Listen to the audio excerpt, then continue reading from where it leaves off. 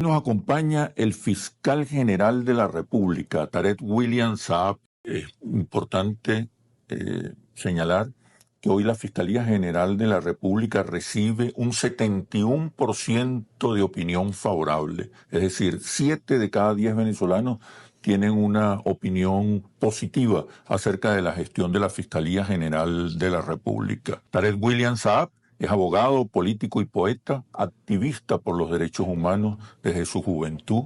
Fue diputado al Congreso de la República, miembro de la Asamblea Nacional Constituyente de 1999, luego fue electo parlamentario a la Asamblea Nacional, fue gobernador del estado Anzoátegui durante 2 periodos, fue defensor del pueblo y en el 2017 es designado fiscal general de la República. Actualmente preside la Comisión Presidencial para la Reforma Constitucional. En julio próximo, en el marco de la Feria Internacional del Libro de Venezuela, se celebrarán sus primeros 45 años de vida literaria, durante la cual ha escrito 14 libros de poesía, ensayos y crítica literaria. Han sido 31 ediciones y reediciones de esos 14 libros de poesía y crítica literaria y de su trayectoria como poeta y como fiscal vamos a hablar a continuación. Bienvenido, fiscal general de la República, Tarek. Muchas gracias, Chemel, por la oportunidad que me das nuevamente de poder conversar sobre temas que no son solo de la coyuntura, sino de todo lo que pudiera ser de interés para la opinión Estamos pública. haciendo la primera entrevista para análisis situacional de este año. Bueno, y queda en una fecha hace unos meses de grandes noticias. Hace unos meses fue reelecto Correcto. como fiscal de la República de Venezuela. Pero quisiera comenzar conversando acerca de su vida literaria. Son 45 años. ¿A qué edad comienza a escribir? ¿Recuerda su primer poema? ¿Poetas lo influían en aquel momento? ¿Y con qué corrientes literarias se identificaba más? ¿Qué ocurría en la sensibilidad de Tarek William Saab hace 45 años? Bueno, mira, esa pregunta me retrotrae a hacer un ejercicio de memoria importante, porque obviamente me hace reflexionar sobre diversos tiempos que parecieran mundos paralelos que se reencontraron. Por ejemplo, todo debería, según mi criterio, la dimensión originaria, nacer en la década de los años 60. Yo nazco el 10 de septiembre de 1962 y obviamente la década de los años 60 y yo diría hasta mediados de los 70. No lo fue la década del año 60 al 69. Yo diría del 70 como hasta el 75, 76. Pudo sentir la humanidad una gran revolución cultural, una gran, yo diría, revolución espiritual, en función de luchar contra la guerra, en favor de la paz, del amor. La guerra de Vietnam, ¿no? En contra de la guerra de Vietnam, que fue una catástrofe en aquel momento sin precedentes, que tuvo una respuesta de la juventud estadounidense y mundial inmediata y que repercutió en América Latina. Sí. Obviamente la vuelta también al orientalismo fue como un regreso a filosofías orientales de las cuales en Occidente no se hablaba, como por ejemplo el budismo. También te incluiría la insurgencia o el protagonismo de los movimientos de izquierda del mundo que impactaron en América Latina y en Venezuela. Me dirá, ¿y eso qué tiene que ver con mi caso personal particular? Yo diría que aparte de haber nacido a principios de los años 60, yo siempre digo que fue un hecho, no fue de casualidad, sino una causalidad. Toda acción tiene una reacción. Que yo naciera en el Tigre, estado Anzoátegui, que significaba en ese momento, en la Venezuela de ese momento, la región en la cuenca oriental con mayor producción petrolera. O sea, hubo un descubrimiento de esos yacimientos petroleros exactamente en 1933, algo así como 3 décadas antes de yo nacer. Y el boom petrolero que se da en el Tigre en los años 30, la década de los 30, 40, 50, 60, incluso hasta mediados de los 70, fue impresionante, ¿no? Estamos hablando de una ciudad con todas las características modernas. Empezó como una comarca pequeña al principio, ¿verdad? Cuando se descubre el primer pozo petrolero, era una sabana. Obviamente habían tribus originarias allí. Los caribes existían en esa zona, pero no había una ciudad urbana establecida previamente. Lo que se conocía en Anzoátegui era particularmente el eje de Barcelona y Puerto La Cruz. ¿Ok? Entonces, en los años 40, 50 comienza a desarrollarse el Tigre y su explosión se ve fuerte durante ese periodo. Años 40, años 50, años 60 y mediados de los años 70. Una empresa poderosísima transnacional petrolera, la Creole, que se encargó de explotar y yo diría saquear todo el petróleo habido y por haber en esa zona de la Mesa de Guanipa, porque era la época en que las transnacionales petroleras estadounidenses se llevaban el 99% de las ganancias de la riqueza petrolera venezolana y le dejaban el 1% si acaso a nuestro país. Obviamente todo ello cambió a raíz de la llegada al poder de Hugo Chávez, cuando se da el tema de las empresas mixtas, etcétera. Pero independientemente de ello, de ese saqueo al cual te hago mención, ¿quiénes llegaron al Tigre en ese momento? Estaban Anzoátegui. ¿Quiénes llegaron? Parte de venezolanos de todos los estados, particularmente de Margarita, particularmente yo diría en mayor número de margariteños, a trabajar en la Creole, en las empresas petroleras gringas, ¿no? Pero aparte de ciudadanos estadounidenses, había europeos como italianos, portugueses, españoles, había árabes, comunidades árabes inmensas, particularmente libaneses y sirios. Había comunidades griegas, de griegos, de Grecia, pocas, pero la había. Habían chinos. Entonces, como tú te imaginarás, o sea, el Tigre era una metrópoli, a pesar de lo apartado, una zona de encuentro. Mezcla. Sí, porque tú para ir a Ciudad Bolívar, para ir a Guayana, tenías que pasar obligatoriamente por el Tigre. Y la frontera que tenía el Tigre era entre otros estados, como ya te mencioné, Bolívar, Guárico, si te vas por el eje de Pariaguán. Impacta la explotación petrolera en un joven de 15 años. Exacto. Con sensibilidad política. Allá iba. Entonces yo tengo que hacer ese recuento porque el hecho de, bueno, es la interpretación que yo le doy. El hecho de yo haber nacido en el Tigre me permitió, por ejemplo, tener acceso directo sin estar viviendo en Caracas. Eso de que Caracas es Caracas, lo demás es Monteculebra, siempre tiene un entrecomillado. Eso es algo más bien sectario del caraqueño urbano. Porque fíjate, lo que te estoy mencionando pudiera haber tenido un parangón con Ciudad Ojeda en el Zulia, pero yo creo que el Tigre fue mucho más emblemático, a un punto tal que Miguel Otero Silva se inspiró para escribir una de sus novelas emblemáticas que habla del tema petrolero, que se llama Oficina Número 1, que yo diría es una saga posterior a Casas Muertas, que te habla de la caída de un pueblo rural, ¿cierto? Y en cambio, Oficina Número 1 es el boom petrolero, que el auge que te da para el nacimiento de una ciudad, que en este caso es el Tigre. Entonces, obviamente, fíjate, allí en mi infancia yo estudié en el Colegio Simón Bolívar, un colegio privado, primaria, que fundó un español, imagínate tú, un español exiliado, pues republicano español, el profesor Félix, me acuerdo, estaba casado con una gran maestra que fue mi maestra de primer grado, Paquita. Entonces, fíjate, yo estudié de kinder hasta sexto grado en esa escuela. ¿Y quiénes eran mis compañeros de clase, entre otros? ¿De qué nacionalidades eran? Yo los recuerdo, o sea, árabes, chinos, griegos, había hijos de portugueses, de italianos, de españoles, todos en el mismo salón de clase, y obviamente venezolanos, obviamente.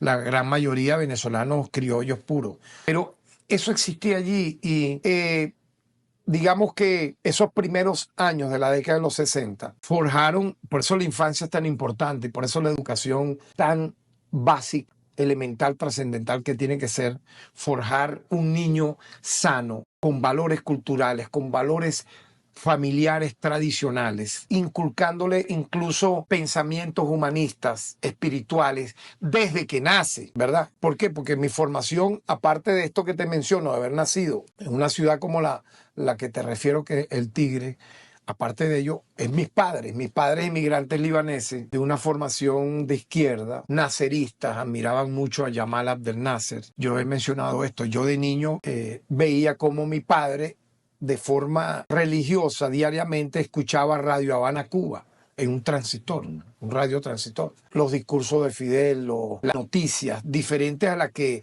podía transmitir la radio y la prensa y la televisión de la época. Porque las redes sociales actuales dominantes en el mundo, antes era particularmente la radio, los periódicos y las televisoras nacionales, que eran pocas, ¿no?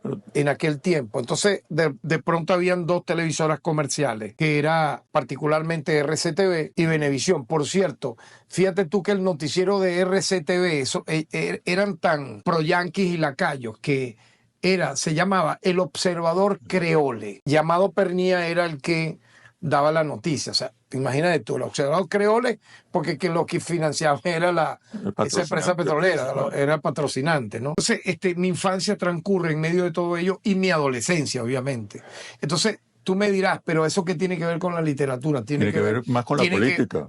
No, pero tiene que ver mucho porque de pronto, habiendo nacido en una ciudad como la que te describo rápidamente, con unos padres progresistas de izquierda que les gustaba siempre la crítica al imperialismo, a la guerra en el Medio Oriente, a lo que le estaba pasando a Palestina, que la habían despojado de todo su territorio por parte de Israel. Eso se da luego de la Segunda Guerra Mundial a partir del imperio inglés. Inglaterra era el imperio más poderoso en aquel momento que insurge en Occidente. Luego fue Estados Unidos, que estaba poco a poco creciendo y que obviamente se catapultó a partir de la Segunda Guerra Mundial. Entonces, ese despojo era un tema siempre en la casa, el nacionalismo árabe, el panarabismo que defendía Nasser. Entonces, ¿cómo se vinculaba la sensibilidad alitaria y la política? Sobre todo en tu caso, que desde joven sí. Asumiste una posición fuerte en defensa de los derechos humanos. Mira, yo diría que hubo un suceso interesante, un episodio del cual he hecho mención algunas veces. Nosotros nos íbamos a la escuela en un transporte escolar, ¿cierto? Pero de regreso, nos veníamos todos los muchachos de la cuadra, vamos a decirlo así. Te estoy hablando de unos 10, 12, 15 más o menos. Éramos los que en la cuadra, entre la calle Bolívar del Tigre y la calle Guevara Rojas, estudiábamos en esa escuela. Todavía varios de esos amigos comparto con ellos. Eso es algo muy bonito, ¿no? Incluso tenemos un grupo en redes para hablar entre nosotros, que creó mi hermano Douglas, se llama La Vieja Guardia del Rock. Y ahí estamos 13 de esos originarios de hace, pero mira el tiempo que te estoy hablando, 50 años, de hace 50 años, de más de 50 años. Entonces, fíjate, allí yo venía caminando de regreso ya de la clase. Fíjate que antes las clases eran de 8 a 12 del mediodía. Había la hora de regreso a la casa, nos veníamos a pie, porque era relativamente corto, de la calle Bolívar a la Plaza Bolívar, porque la escuela Simón Bolívar todavía existe, por cierto, queda a una cuadra de la Plaza Bolívar. En la tarde tenías clases también. Entonces la clase en la tarde era de 1 a 4 de la tarde. O sea, el chance era para ir a almorzar y devolverte, ¿no? Entonces, en uno de esos regresos, mira, es como si fuese el tiempo que se detuvo, ¿no? Yo tengo buena memoria de incluso hasta de mi primer día de clase, teniendo 5 años cuando estudiaba kinder. Yo recuerdo que tenía 9 años. Yo venía como te dije, de la escuela Simón Bolívar. Y me detuve a ver, siempre me llamaba la atención detenerme en el parador de libros, en las vitrinas de libros que daba a la calle, hacia la acera, que tenía una librería también fundada por españoles, vascos. Se llamaba Librería Tixi. Todavía existe, por cierto. Está en una de las esquinas de las cuadras de la calle Bolívar. Había otra librería también que era de los dueños de la escuela Simón Bolívar. Se llamaba Librería Minerva. Ambas tenían libros de todas las editoriales en español de la época, de todas. O sea, llegaban a esa librería. Desde Seix Barral, Anagrama, editoriales argentinas, recuerdo, de todos los poetas del momento. Entonces, fíjate, pero yo me detengo porque veo un afiche en una foto, obviamente, era como una foto afiche, una foto real en blanco y negro, en un folleto de una comunidad jesuita que se llamaba Protesta, el folleto. Entonces, estaba la cara del Che Guevara y era la biografía del Che Guevara. El costo era $1 bolívar. Me llamó la atención y compré ese folleto. Tenía 9 años. Obviamente, tú entenderás que lo pude haber leído. Sí. Suponte que no lo entendí. Perfecto. Pero sí pude ver fotos del Che Guevara con Yamal Abdel Nasser, del cual elogiaban mucho mis padres. Fidel Castro, con Ahmed Ben Bella, el libertador de Argelia. Y obviamente vi que era un guerrillero vinculado a movimientos revolucionarios. Y entonces eso fue, digamos, un disparador para hablarte de un momento en mi memoria interesante con solo 9 años. para vincularme de alguna manera y profundizar a esa edad. Claro que sí, a esa edad. Claro. Porque tú escuchas ahorita hablando un niño y pudiera hablar de las cosas que ve y escucha a esa edad. ¿Qué será? Bueno, dependerá de la formación que le estén dando sus padres. Dependerá también de su curiosidad, ¿ok?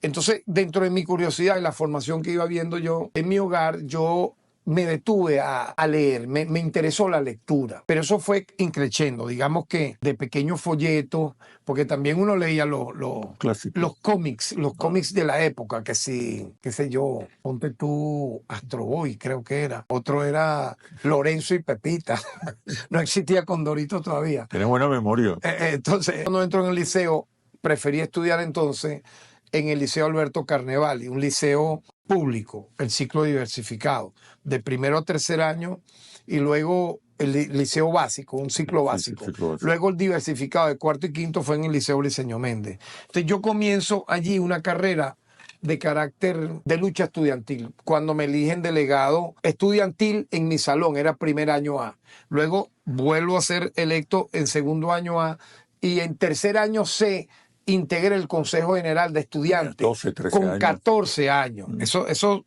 está escrito y eso está biografiado de manera metódica porque incluso hay gente que ha escrito sobre eso en los diarios de la época. Por ejemplo, el diario Antorcha del Tigre. ¿Quién lo fundó?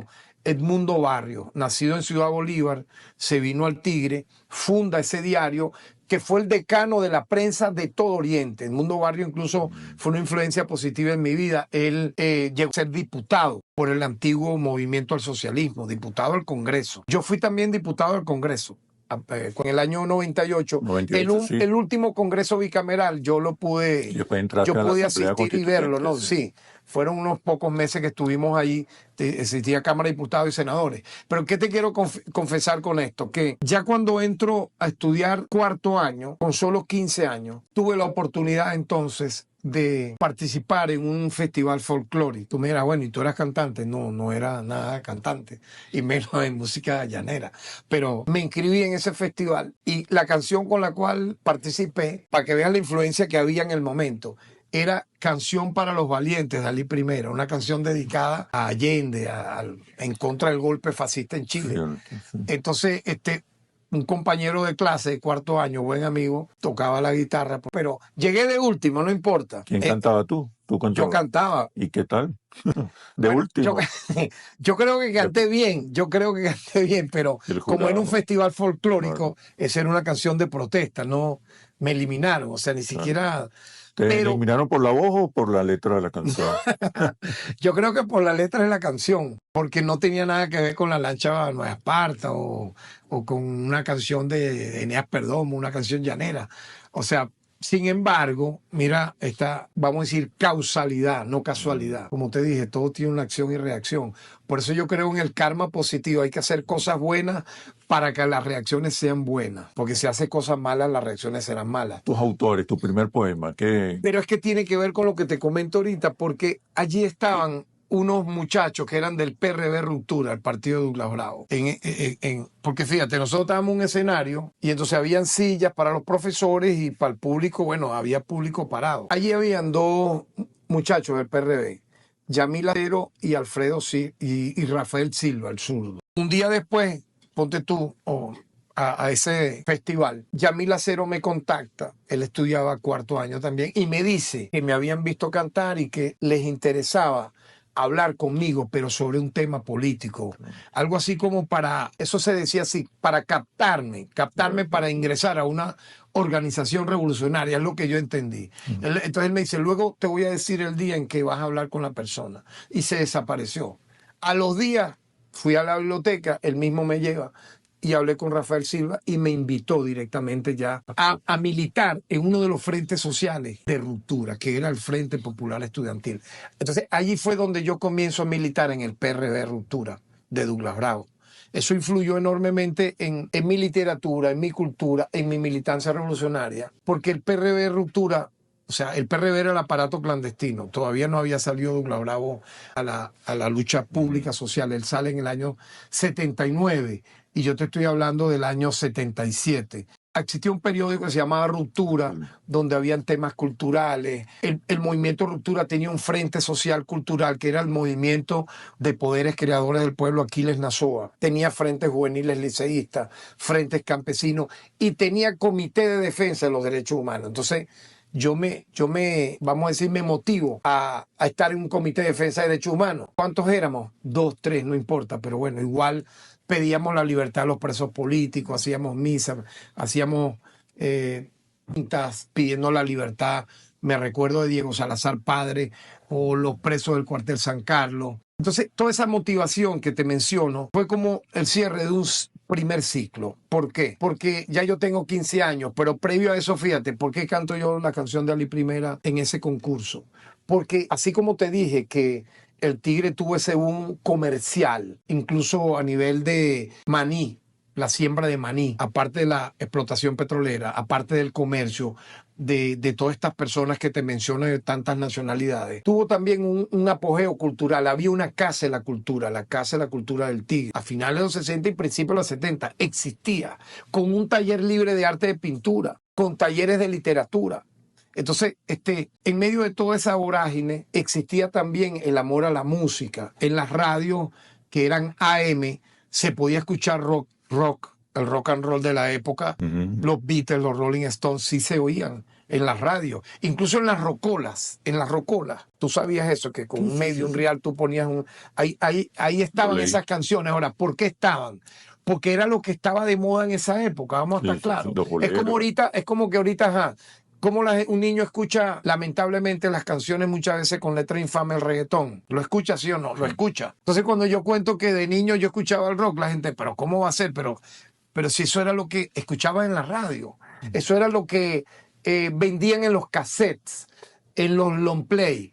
Había así como habían estas librerías que te menciono, había también una discotienda. Me recuerdo la discotienda de Alicia, una compañera amiga, la cual todavía tengo, digamos, comunicación. Bueno, mira, allí tú conseguías todos los discos, tanto de boleros como de rock and roll nacional. Yo, por ejemplo, compré el primer disco de Paul Gilman, me recuerdo, era Arcángel, se llamaba Resistencia Latinoamericana. Yo tengo ese disco, es del año 76.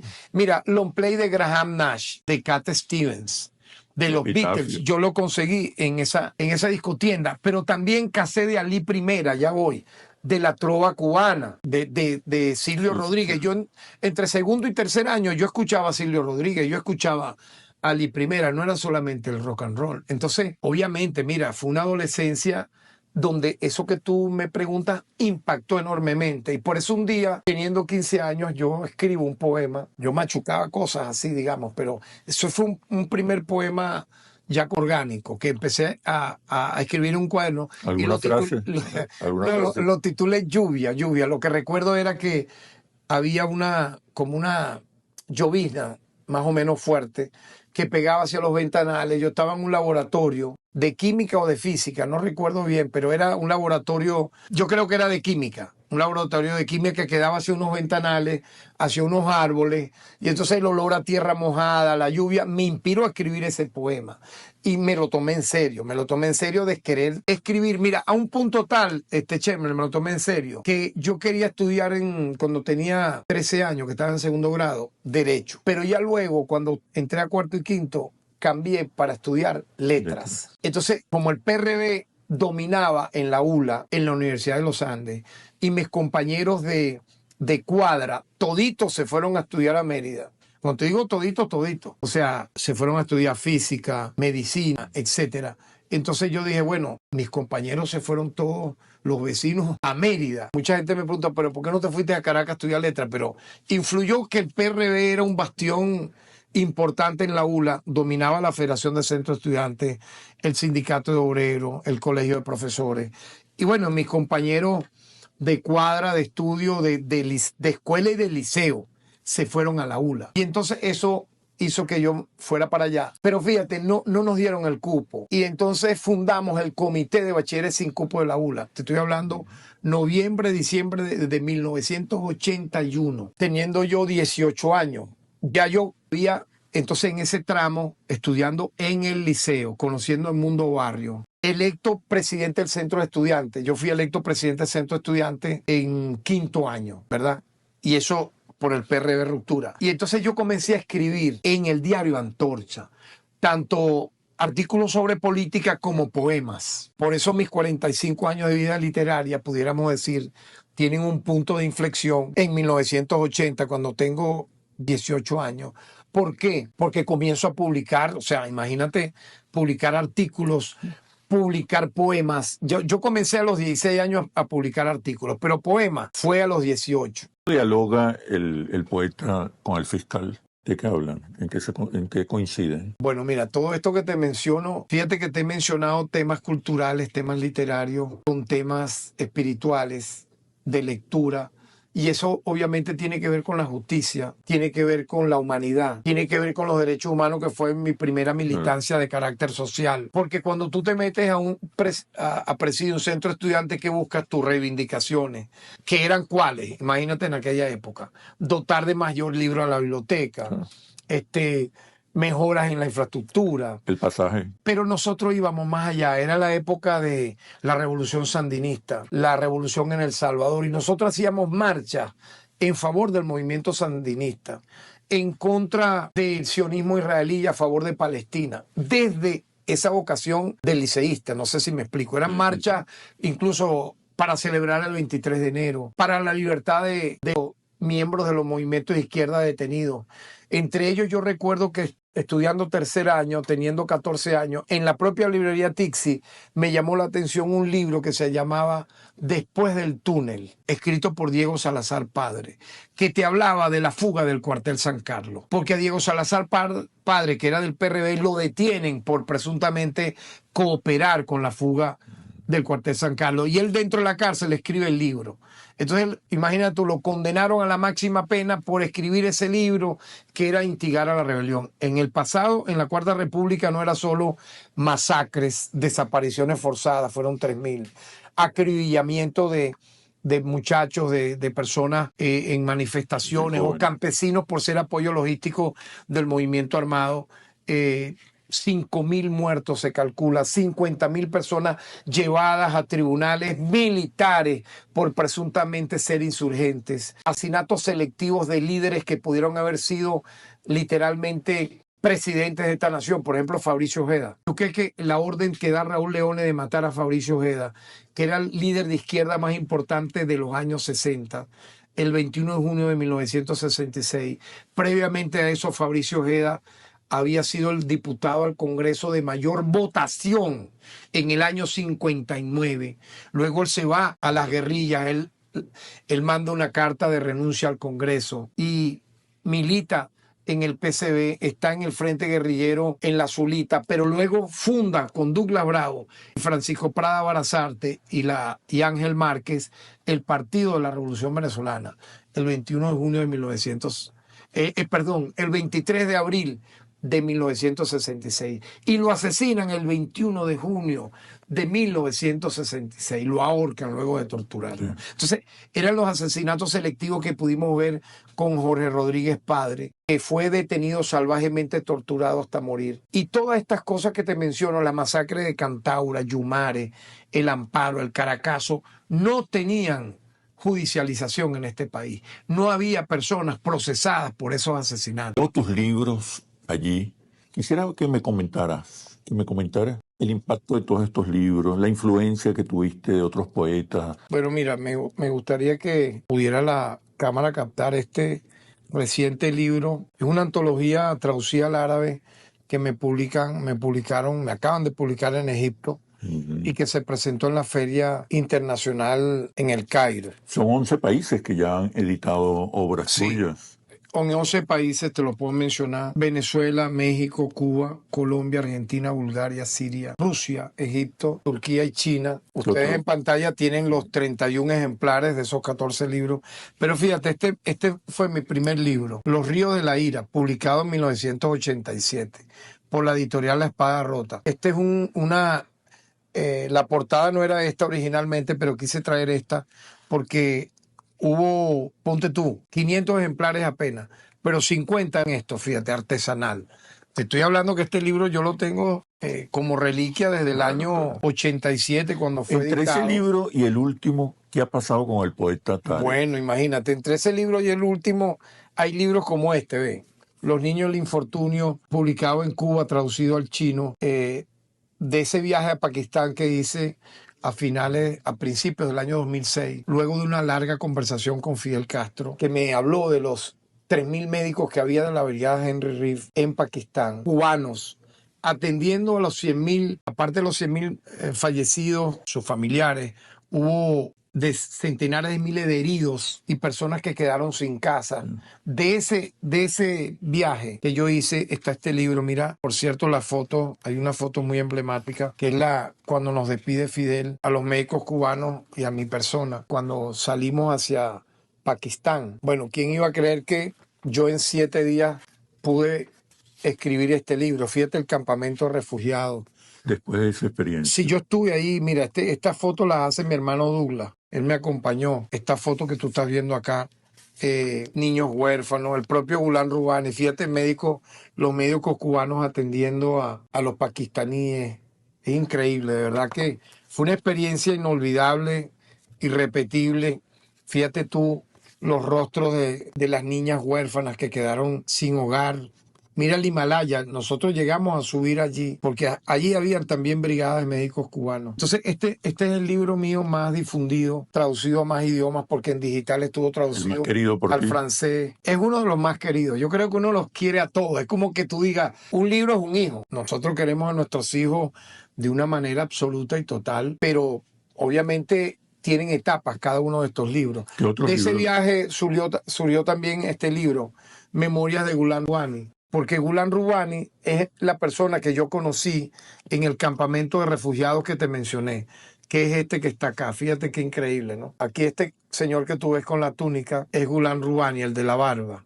Se acerca a la cámara, verás que es un rostro realmente increíble. Es una persona que andaba con una túnica, descalzo. Había perdido a toda su familia, imagínate, por el terremoto. Y él hablaba así de una manera que se sentía inocente y a la vez cierto desequilibrio porque enloqueció producto de esa. Entonces, de ese viaje yo hice este libro también de poemas, donde voy hablando de las abuelas del luto, que perdieron sus hijos, sus familiares, y quedaron ellas solas como mujeres ancianas, ciudades destruidas como Balacoto. O sea, de verdad, esto fue un hito importante también en mi carrera literaria.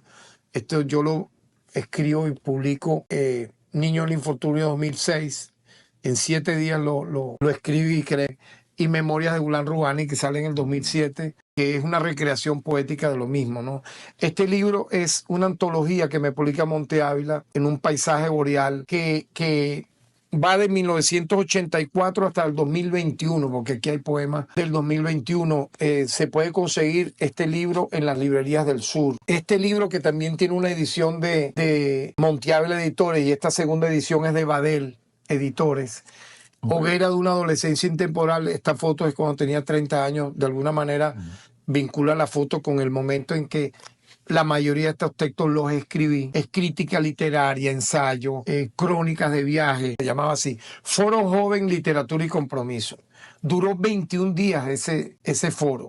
¿Quiénes eran los que nos daban los talleres y las clases? Premio Nobel de Literatura como Walt Soyinka, José Saramago, Augusto Roa Bastos, Mario Benedetti, Juan Goytisolo. Con ellos nosotros compartimos allí y nos daban la oportunidad de nosotros presentar nuestro trabajo. Yo cuando concurso era de escritores de 15 a 30 años, ya yo tenía publicado, para que sepas, 3 libros. O sea, yo concursé con 3 libros publicados, que era Los Ríos de la Ira, El Hacha de los Santos y Príncipe de Lluvia y Duelo. Por cierto, fíjate, Príncipe de Lluvia y Duelo es la edición original. Se ganó el premio Ramón Sucre en el año 1992 y fue editado, tiene un prólogo de Luis Alberto Crespo. Todos estos libros yo los voy a ir reeditando. Este año va a salir Los Ríos de la Ira reeditado. Este libro, Poemas Selectos, fue publicado en Colombia por Fernando Rendón. Es un libro impresionante para mí, tal vez el más bello de los que he publicado, porque tiene grabados, fíjate tú los grabados que aquí están, originales. Tiene un prólogo, posteriormente este libro tuvo un prólogo de Cortés Cabán, un poeta puertorriqueño. Y este libro fue editado por la editorial Artes Gráficos de Colombia, Bogotá, con grabados de Antonio Zamudio. Entonces, fíjate, todo esto, Cielo a media asta, que es el libro mío que tiene más ediciones. Porque tú dirás, bueno, ¿por qué 31 ejemplares si tienes 14 libros? Porque, por ejemplo, este tiene 6 ediciones. Una en Cuba, una en Argentina. Tiene ediciones en Venezuela repetidas con el tiempo, que se agotaban. Una por la Universidad de Carabobo, una por Monte Ávila, este es de Monte Ávila, el año 2003, otra en Barquisimeto, otra en Barcelona. Los libros que me preguntaste sobre discursos, aquí hay discursos míos en el Congreso Bicameral del año 99, como constituyente, como asambleísta. Este es de reciente publicación. Este salió en el 2023 y este en el 2024. Son 2 tomos que de alguna manera hablan de toda esta trayectoria. Bueno, traducciones al árabe, fíjate. Este fue mi primera traducción al árabe. Lo publicaron en Siria en el 2007, 2008. Bueno, antologías. Esta es otra antología publicada en Mérida, antología mínima. Y esta que te menciono acá fue cuando fui homenajeado en el 16 edición del Festival de Poesía. Editaron Cuando roza la tierra. Bueno, en conclusión, yo diría que mi vida literaria ha influido enormemente en mi vida personal, en mi vida humana, por los valores. Me preguntabas qué poetas me influyeron en esa época. Todavía. Yo los he mencionado en otros programas. Hermann Hesse, con libros como Narciso y Golmundo, Peter Casemin, Bajo las ruedas, El lobo estepario, Siddhartha, que me llevó a conocer el budismo. ¿Algún poeta venezolano en particular? El Chino Valera Mora, Ramón Palomares, Capolicán Ovalle, Gustavo Pereira, José Antonio Ramos Sucre, todo lo que fue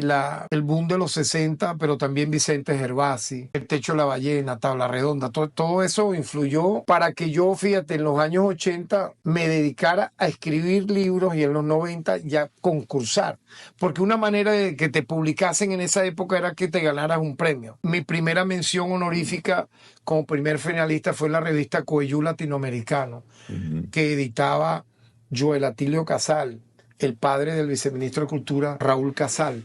A partir de ahí fue que yo me inspiré más a querer concursar, porque veía mis libros editados. Obviamente, mira, aparte de Hermann Hesse, Khalil Gibran, un filósofo, Friedrich Nietzsche, obviamente de tanto leer todas estas cosas, yo me metía en la librería Tixi y me quedaba horas allí buscando qué libros podía llevarme. Y ahí yo conseguí el libro El Tao Te Ching de Lao Tse, por ejemplo. Ahí yo conseguí un libro muy pequeño sobre el noble sendero óctuple del budismo. Y eso me fue interesando y por eso dije, no, yo quiero estudiar letras. Entonces, cuando me hago presidente del Comité de Bachilleres sin cupo de la ULA, logramos 7, 8 meses después de lucha, tomando el rectorado, haciendo misa, tomando el viaducto, tomando la gobernación. Recuerdo que el gobernador de Mérida en esa época era un copellano, Edesio Larrío Araujo, y logramos en julio del año 1982 que 1.200 preinscritos lográramos ingresar. Entonces yo comencé a estudiar letras en la ULA en la mitad del año 82 hasta el 83, porque lo que creí iba a ocurrir no ocurrió. O sea, yo pensaba que eso era como un taller de poesía, de literatura, y de repente las materias eran, no sé, la literatura grecorromana, que sí, la semántica, no sé qué. Entonces, pero me impactó enormemente todo ese viaje a Mérida porque era otra realidad, diferente a la del Tigre. Las librerías eran más grandes, tuve acceso a recitales de poesía.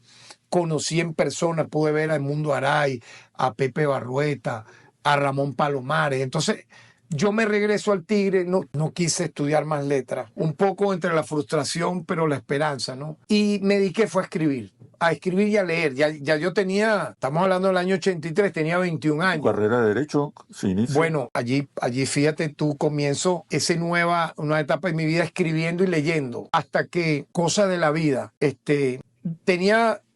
ayudaba a mi papá a abrir el negocio, el almacén Río. Yo me dediqué a ser un ayudante de mi padre comerciante. Turco. O sea, no, una pausa en mis estudios académicos, compartiendo con mi familia, con mis 4 hermanos, con mis amigos. Y teníamos un círculo de literatura. Fíjate que la distribución de los libros, surgieron otros autores que me fueron interesando. obviamente aparte de Neruda, obviamente, bueno, había una revista literaria, fíjate, en El Tigre, volvemos al tema del Tigre. Siendo adolescente estudiando en el liceo, se llamaba En Ancas, la fundó Ramón Ordaz. Ahí yo conocí, por ejemplo, a Pablo de Roca, que fue un creador poético chileno que dicen que inspiró al propio Pablo Neruda, llegó a ser tan grande como Pablo Neruda. Ahí había toda una revista dedicada a Pablo de Roca. Luego leí la poesía de Eduardo Sifontes, el Poetica, un poeta de Barcelona, que escribió un libro excelente, se llama Rituales. Lo detienen por acusarlo de pertenecer a la guerrilla, teniendo 24, 25 años. Lo torturan salvajemente, lo meten preso en la pica, solo por una simple, vamos a decir así, señalamiento de que podía haber sido miembro de Bandera Roja a finales de los años 60.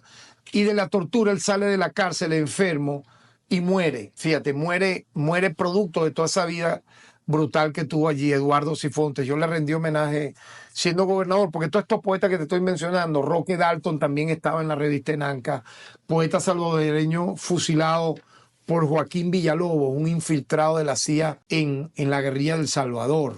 Para que veas tú qué terrible, ¿no?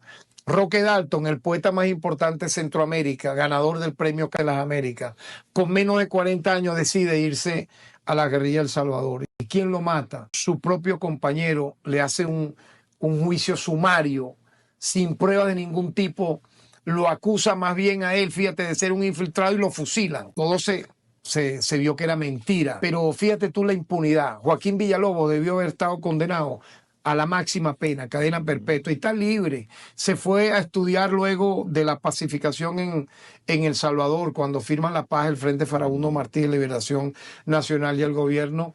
Se fue a estudiar a Estados Unidos y se convirtió en un asesor de conflictos. Y aquí asesoró a la Mesa de la Unidad Democrática en contra de Chávez, posterior al golpe fascista del 2002, del cual fui víctima.